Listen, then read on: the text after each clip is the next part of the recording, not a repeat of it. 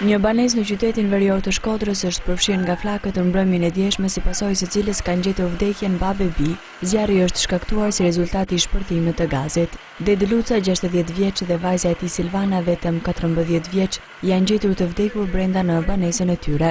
Ngjarja e rënd u shënua rreth orës 22:30 të 26 dhjetorit në lagjen Qafhardhi të Shkodrës. Kryefamiljari Dedi Luca dhe vajza e tij kanë gjetur vdekjen e menjëhershme, ndërsa bashkëshortja e tij, Tone Luca, 53 vjeç, është e plagosur. Fillimisht ajo është dërguar në spitalin rajonal të Shkodrës, ndërsa sot në mëngjes është transportuar drejt Tiranës për mjekim të specializuar. Në momentin e shpërthimit të bombulës së gazit në banesë kanë qenë mbi 10 persona, të cilët ishin mbledhur për një darkë familjare. Ndërhyrja e zjarfikësve bëri që zjarri të mos përhapej në banesat e tjera.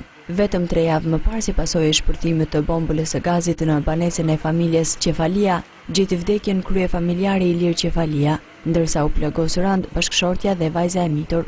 Ndërkaq pak ditë më parë, menaxheri teknik i një shoqërie të kolaudimit të bombulave të gazit në Tiranë, Njazi Elezi, dha alarmin për rrezikun e bombulave të gazit. Në një intervistë televizive për emisionin Urbanika të televizionit Tani Report, Elezi tha se në Tiranë nga rreth 50.000 bombula gazi që qarkullojnë, vetëm 300 prej tyre janë nënshtruar kolaudimit.